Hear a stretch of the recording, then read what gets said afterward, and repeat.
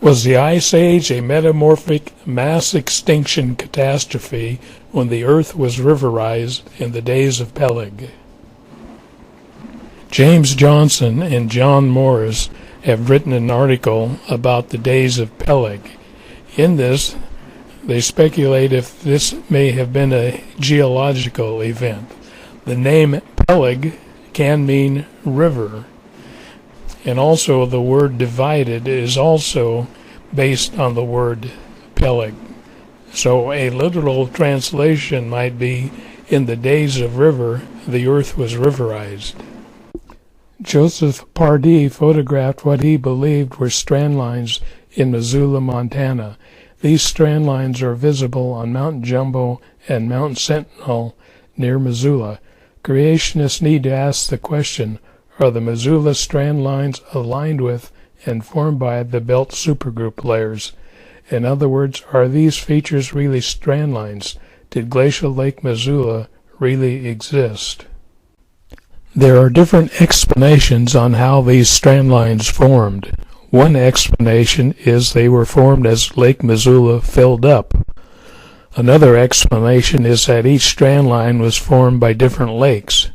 Each strand line represents a different lake and a different Ice Age flood, according to some.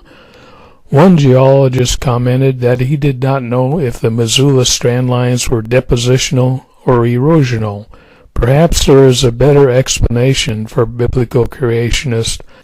The Missoula strand lines lie on the belt supergroup geological formation. The belt supergroup formation forms a lot of the Rocky Mountains. These are metasedimentary rock layers that are thousands of feet thick. As the following pictures illustrate, there is some resemblance to the Missoula strand lines and the belt supergroup rock layers. This should begin to be suspicious to creationists. Let's take a closer look at the Missoula strand lines to see if they are lined with and formed by the belt supergroup layers. A geologist in Montana has commented that there are strand lines above the 4,200-foot elevation of glacial Lake Missoula. However, he says these are not true strand lines. These figures show examples of strand lines above the 4,200-foot elevation of glacial Lake Missoula. Here is a location that shows exposures of the belt supergroup rock layers in the Google Earth Street View. Just a short distance away, these belt supergroup layers are covered with soil and appear to be strand lines. Here is another location where the belt supergroup layers look like strand lines. How does this apply to biblical creationists? Creationists should be aware that the Missoula strand lines lie on the belt supergroup formation. They should also know that the belt supergroup layers can look like strand lines. This evidence suggests that glacial Lake Missoula never existed and was not the source of the Ice Age floods. Creationists need to take a closer look at the Missoula flood. They also need to take a closer look at the Ice Age also. It appears that the Ice Age floods and the Ice Age happened differently than what creationists currently believe. The Columbia River lava flows cover much of central and eastern Washington state. The lava flows cover parts of Oregon and some parts of western Idaho. These lava flows cooled into basalt. The lava flows came from vents near the area where the Washington, Oregon, and Idaho borders meet. This map shows where the main feeder dikes of the Columbia River basalt are located. Creationists Paul Garner and Stuart Nevins both wrote articles about these basalt formations, which they believe formed after the flood.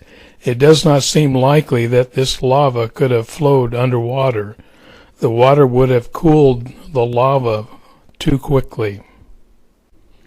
Let's consider what difference this makes for creationists if the Columbia River lava flows happened sometime after the global flood. This diagram shows the Columbia River basalt that was uplifted by the Cascade Mountains. Evidence also suggests that some of the Columbia River lava flows sank into the earth as the Cascade Mountains were uplifted. It appears that the Columbia River flows sank thousands of feet into the earth as the Cascade Mountains uplifted the lava flows thousands of feet. This next diagram shows that some of the basalt from the lava flows were uplifted to over 5,000 and even 6,000 feet in some places. The basalt to the east of the Columbia River is only about 1,200 to 2,400 feet in elevation in different locations. This suggests that the Columbia River lava flows were uplifted several thousand feet. What difference does this make for creationists? It does not seem likely that the Ice Age began before the Cascade Mountains were uplifted. It begins to suggest that the Ice Age began catastrophically during the time of the Columbia River flows when the Cascade Mountains were catastrophically uplifted. This also begins to suggest that the Columbia River lava flows and Cascade Mountains were riverized during this time. With this model, it is important to note that the Columbia River channels were likely formed while the basalt was hot. Since the Cascade Mountains have volcanic features, this suggests they were riverized while the geological formations were hot. This would make it easier for channels to be eroded. Also, the heat from the lava flows and volcanoes would evaporate large amounts of water. This would result in ongoing rainfall and flooding. The combination of the heated geological formations and the flooding appears to show for creationists how rivers were riverized in the days of Peleg. As we shall see, evidence suggests there was not an ice age at the time of the Columbia River lava flows. Some creationists, I believe, would agree that the Ice Age did not begin until the Cascade Mountains were uplifted. This begins to suggest for creationists that the Ice Age and Ice Age floods were catastrophic events when the earth was riverized in the days of Peleg. The plant fossils of the Latah Formation suggest for creationists that there was not an Ice Age after the flood. The climate was mild before the Cascade Mountains and Rocky Mountains were uplifted. The delicate leaf fossils preserved in the Latah Formation suggest these were preserved after the flood. Geologists believe the Latah Formation was preserved at the time of the Columbia River lava flows. As one researcher said, these leaves appear to have fell directly into ponds or lakes, and they show little effect of transportation. This figure shows a researcher seated in front of an outcrop of the Latah Formation. Since the Cascade Mountains were not uplifted until the time of the Columbia River lava flows, these trees and plants had mild and wet climate since weather patterns came more directly from the Pacific Ocean. It is a popular belief among creationists today that the Ice Age happened after the flood. However, this evidence suggests there was not an Ice Age after the flood. The trees and plants of the Latah Formation were not living in a cold climate. As we shall see, this evidence begins to suggest that the Ice Age was a catastrophic event as the Columbia River lava flows sank into the earth and the Cascade and Rocky Mountains were explosively uplifted. This map shows some of the outcrops of the Latah Formation near Spokane, Washington. These are the same outcrops of the Latah Formation which shows the terrain in the area. This is Latah Creek, which is by Spokane. Latah Creek flows through the Columbia River basalt.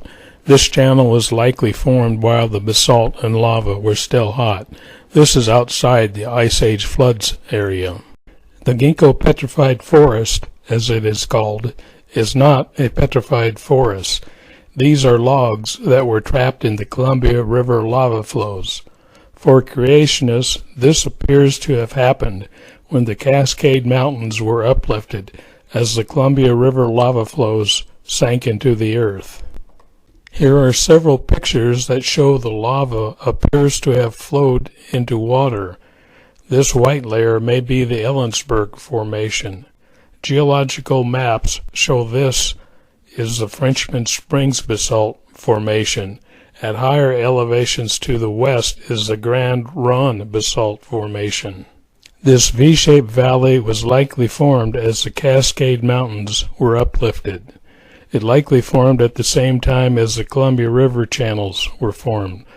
Flowing floodwaters from ongoing rainfall would have flowed from the mountains as they were uplifted. As a picture of these petrified logs show, they were not giant logs or trees. The size of these trees is about the right size to have been growing from the time of the flood to the days of Peleg. If they had been growing from creation to the flood, they should be much larger. For creationists, this suggests that the ginkgo petrified forest was preserved when the Cascade Mountains were uplifted as the Columbia River lava flows sank into the earth in the days of Peleg. The Blue Lake rhino is another fossil example that the Columbia River lava flows did not happen during the global flood. The Blue Lake rhino is a single rhinoceros fossil that it was trapped in the basalt at the north end of Blue Lake. If this rhino was fossilized during the global flood, we would expect to find many, many, many more fossils in the Columbia River basalt.